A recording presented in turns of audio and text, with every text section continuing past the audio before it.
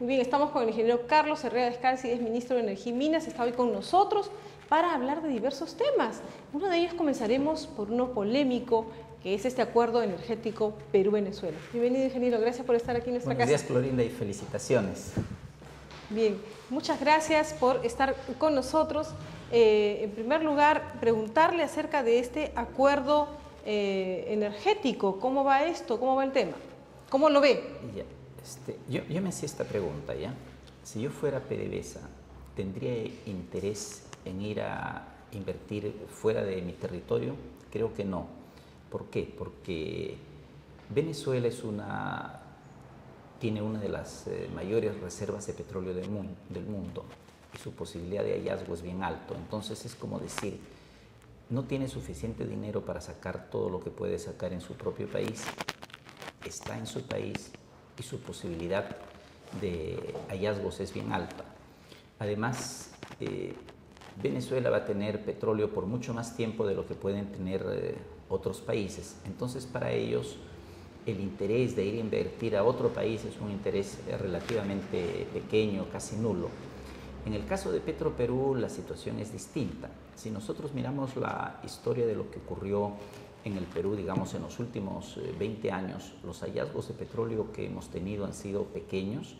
Hay algunas cantidades, sobre todo en los lotes que ya existían, el lote 1AB y en el lote 8, de petróleo ligero que ha permitido incrementar la producción o extenderla por varios años, pero no hemos tenido ningún hallazgo importante, significativo, incluso para poder llevar a producción lo que ya se ha encontrado. Se tiene que hacer un esfuerzo bien grande y la economía del tema es marginal.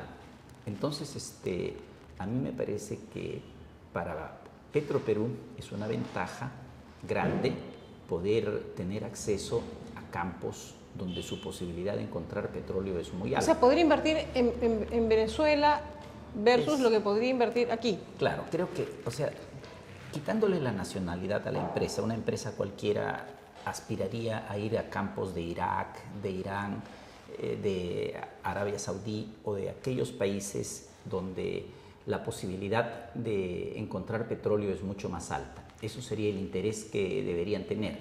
Entonces, cuando un país cuenta con campos de esa naturaleza, sabe que le está dando algún privilegio a las empresas a las cuales les permite invertir en su país. Y desde este punto de vista, a Petroperú, el gobierno de Venezuela le da el privilegio de poder llevar inversiones a territorio venezolano, además cubiertas por el manto protector que representa ir en nombre del Estado peruano, porque cuando alguien vaya con Petroperú a tener inversiones en Venezuela y tenga dificultades de alguna naturaleza, por Petroperú va a poder hablar el gobierno del Perú. Creo que esas son las ventajas que tiene Petroperú. Ahora, esto para que realmente sea ventajas tiene que poderse ver en los términos en los cuales se han suscrito los acuerdos. El término que yo he podido leer, lo he encontrado en una página web, son términos muy generales, no especifican mucho. Incluso se habla de unas visitas en las recíprocas de duración de una semana en la cual una empresa le presenta los proyectos dentro de su propio país a las otras. Eso me parece que son plazos muy cortos y seguramente van a necesitar extenderlos. O sea, ¿es más político que realmente técnico el tema? Yo diría que es todos estos naturalmente tienen una componente política que no es extraña en ninguno de estos acuerdos entre países. Pero yo diría que Perú tiene mucho más que ganar que Venezuela en cuanto a la apertura de oportunidades. Pero va a tener los recursos para invertir, porque aquí, por ejemplo, no terminan de resolver el tema de la refinería de Talara, por ejemplo. Ese es el punto fundamental, ¿ya? El punto fundamental son los recursos. O sea, digamos que el término positivo de este convenio son las posibilidades, es decir, la apertura de un derecho, la cesión de un derecho que uno la puede capitalizar, pero no tiene el capital. Eso también es cierto. Entonces depende ya de los detalles en los cuales se hagan los compromisos, porque Petroperú lo que puede hacer es, teniendo la ventaja de estar envuelta en ese manto protector, convocar a capitales privados y entonces negociar con esos capitales privados las condiciones. A mí se me ocurre, por ejemplo, decir, Petroperú, le digo así casi como una propuesta, pone 0 de capital, convoca capitales privados y se lleva 20% de la producción. Entonces ya eso sería... Ya está ganando, ¿no? Eso sería ya una ventaja. Ahora, ¿pero ¿quién le vamos a dar a Venezuela? Muchos me han preguntado, ¿y quién le vamos a dar a Venezuela? Yo no creo que le podamos dar mucho porque es obvio, ¿no? Nuestro petróleo es más pesado, nuestro petróleo... hay también ligero, hay pesado más. Y hay ligero.